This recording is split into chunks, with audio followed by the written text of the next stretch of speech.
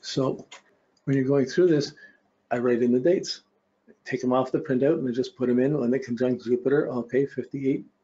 I do it year, month, day, 5802, 5026.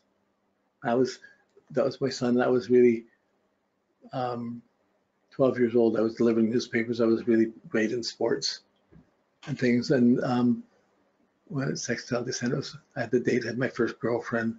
Okay, and a move. So like you start putting the dates down on the side here, and you have room to put what happens to you at these times. When my progressed sun squared Saturn, I had trouble in school. I got strapped 3 times on the same day. That's the whole story. I'm not going to get into that. So that's a long time ago.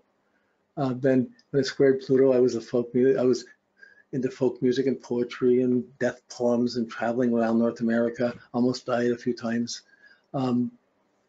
But this was this progressed sun hitting Pluto and Mercury, but really formative in my ideas. And then from that, I ended up leaving North America, going to India. So that was those 3 years. So then it hits the Mars. So we're going to go through this, but this is how it's one of the tools we have to organize your whole life to see the whole thing and get it organized properly. So you put the things in and you work with your printouts and just write the dates down. Once you got the dates on this, I mean, if you're going to use a graphic program, you can just make these lines, but you'd have to have symbols for the planets and make the little aspects and put them on. If you're going to hand do it, you can hand do it and scan it again. But I did this, I just put the line, I used it in Photoshop.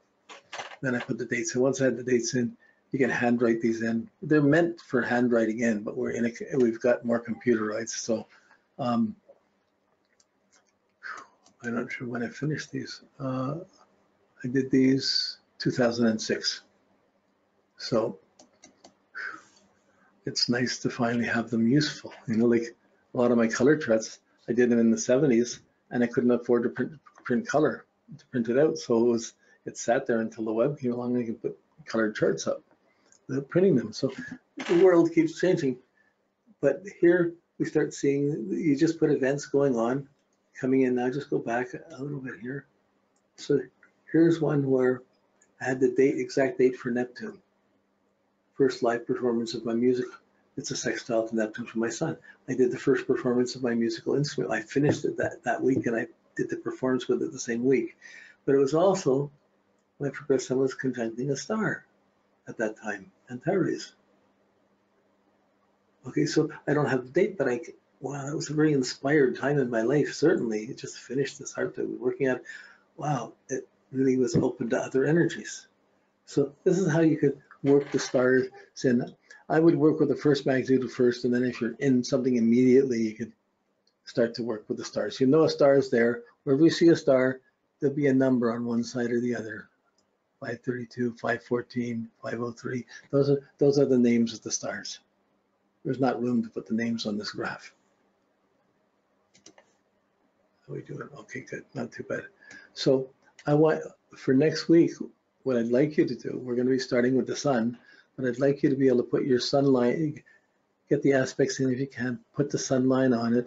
Make sure you don't use the original copy of your graph. Make sure you make a copy of each graph and work with the copy, so you still have the originals untouched.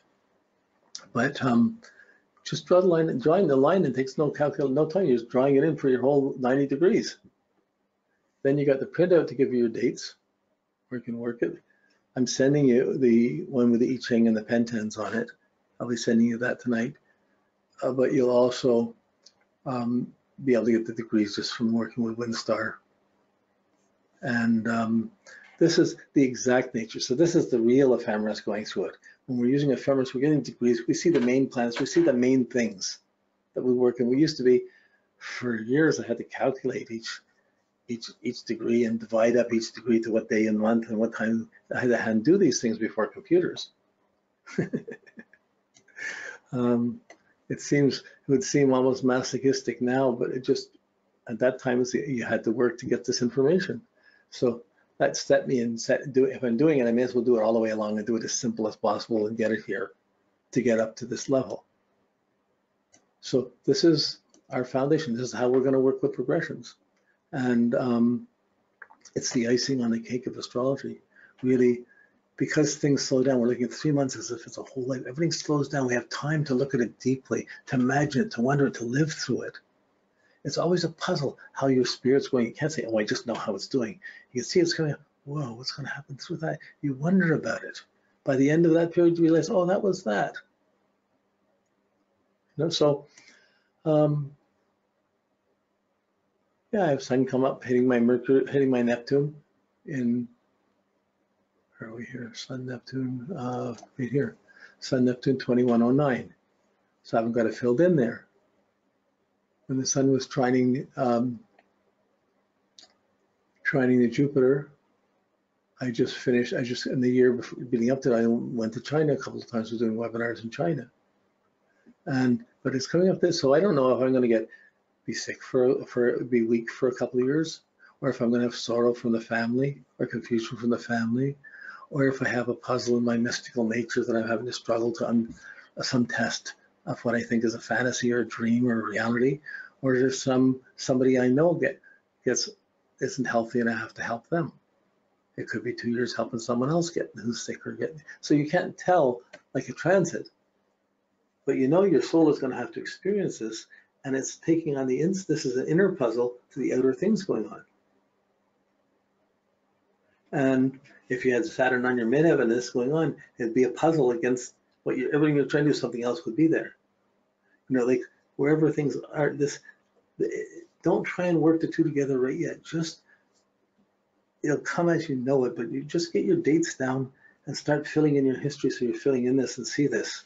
And as you're doing it, as you get new ideas and new dates, make sure you keep your spreadsheet for the years.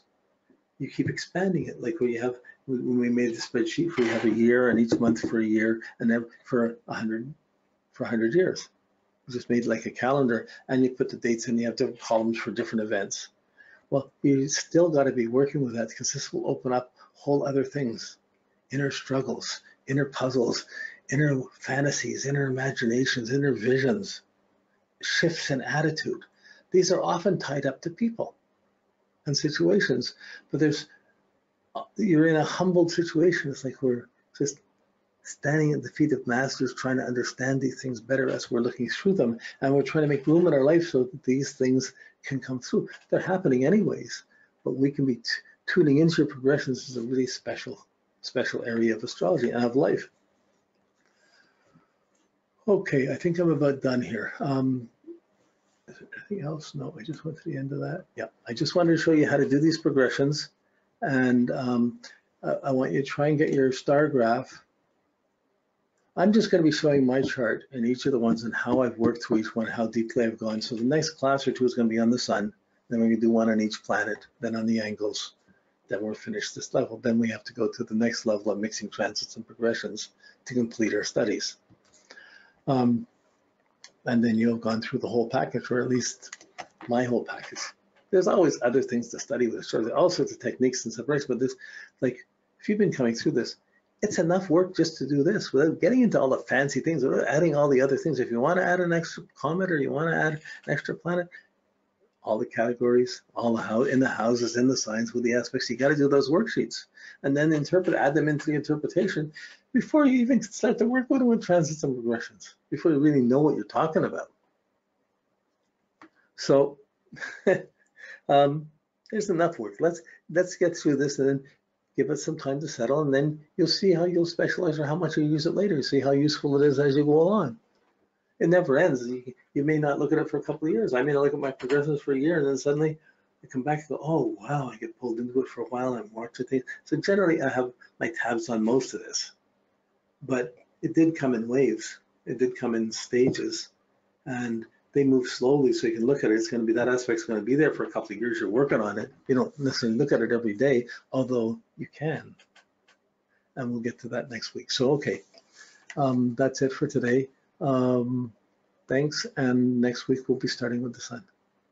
If you have any real big questions about the calculations or stuff, put it on the forum, and then we'll try and deal with it from there. Okay?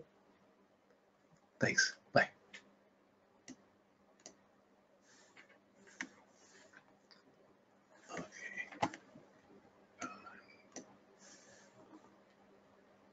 Yes. Okay. Yes.